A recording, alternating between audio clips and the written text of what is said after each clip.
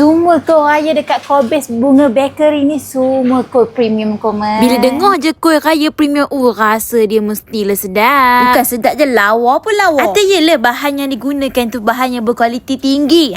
Dan Dema ni ialah usahawan agrobazar online. Jadi nak senang mudah kau mau beli je kuih raya Dema ni dekat agrobazar online. Type je Kobe's Bunga, keluarlah kuih rayanya pilihannya kau mah. Memang banyak jenis kuih raya. Yang penting kuih raya premium. Kuih raya kat sini lebih 50 jenis kuih raya dia. Kalau kau senang payah benar otak kau biar kau nak milih kuih raya mana, kau ambil yang combo kau ni. Sebab Dema ada banyak combo. Ada sekali dengan kek, ada yang bekas kecil, ada yang bekas besar. Kau nak tempah hamper kuih raya pun memang boleh buat. Nak ikut bajet kau pun boleh. Semua ni kau nak buat boleh custom. Dia ada bekas bulat, ada bekas kecil. Lepas itu ada bekas lonjor, ada bekas lepio. Aku mau pilih yang mana bekas kau nak.